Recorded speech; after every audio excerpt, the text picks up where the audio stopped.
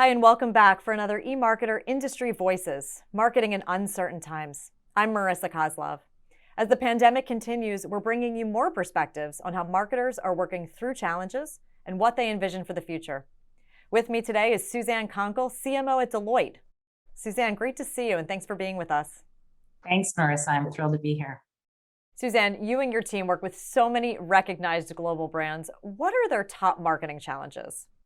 Yeah, well, it's a relatively easy question for me to answer because their top challenges are my top challenges. But one is, being true to the organization's purpose and how you interpret that through your organization's behaviors. Secondly, is certainly the ongoing challenge around how do you allocate activities between brand and growth objectives of the organization. The third is how do you use insights to both listen and respond to your customers. Fourth is digital transformation in small and big ways. And then last is how do you build an internal culture that really values agility, excellence, and creativity. Can you speak to any surprise successes in what was a pretty tough 2020? The resiliency of everyone in this time was truly, awe-inspiring. I would say, secondly, the innovation that we were able to do at crazy speed was very, very surprising in a very positive way. And then the third is kindness, right?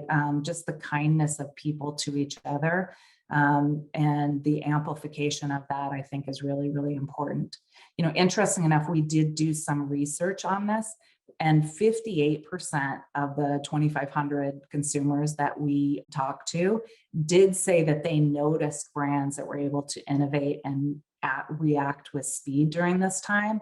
And 82% of those consumers would reward that behavior in a longer term time period. Well, you brought up data before, and I've read that the ethical use of data in marketing is an issue that's close to your heart. Can you share your perspective with us on the importance of consumer privacy and the upcoming regulation? We like to think about it in two different categories, right? The first one is the loss of signal and the changes that are happening in that part of the problem set. And then the second thing is ongoing privacy regulation and enforcement things, right? So with respect to the loss of signal, the easiest thing to do is actually probably one of the hardest, but it is around, making sure that you are actively prepared to, enlist first party data. On the privacy and regulatory side, it will require significant resources and thought. But again, the trick to that is thinking about it less as something to check off your to-do list, but also leaning into how does it enable you to develop stronger relationships with your customers.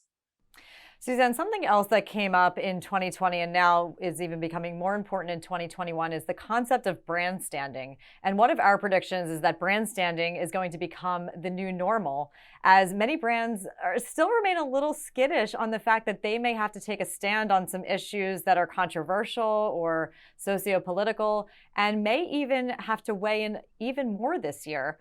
What do you think about that? Well, I think the simple answer is yes. I absolutely believe that brands' ability to what you call brand standing, what we call purpose, is here to stay. And we saw in big and small ways in 2020, companies that knew what their purpose was made better decisions and they could make them more quickly. And that's actually really important to use as fuel for this pivot, right?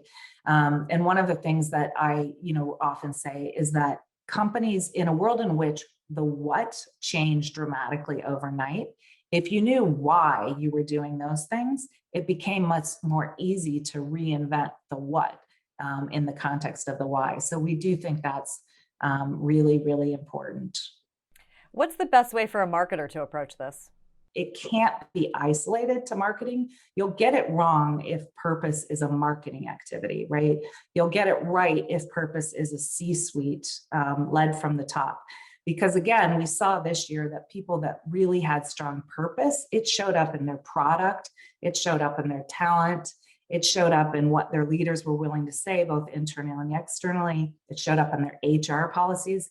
And so that's why I believe that marketing can lead the conversation and really be the voice of how it shows up, but it has to be permeated throughout the organization because it's more important what you do than what you say. Great points there. March is International Women's Month. What advice do you have for other female executives? It's interesting times for females right now, right? And I don't know if you saw the ad about the chore gap, the Super Bowl ad that Dawn put on, but certainly it's a time where we're seeing that women are disproportionately taking on all of the additional roles that we're playing in this time, whether it's Zoom stylist or do it yourself crafter or homework instructor, dog walker, all of those sorts of things. So I do think that it is an important time for women to really make sure that they're being kind to themselves around all of those additional expectations. But what I would say is be really proud of who you are and why you're at the table and never lose sight of that.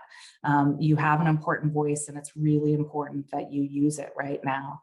I would also say be bold, right? This is not a time to kind of continue on and put up or, kind of just go along to get along, right? It really is a time to put bold, new solutions on the table. Great advice, Suzanne. Thank you so much for being with us today. And thanks to all of you for tuning into Industry Voices, Marketing in Uncertain Times. We'll see you soon. And until then, stay healthy, stay safe, and please wear a mask.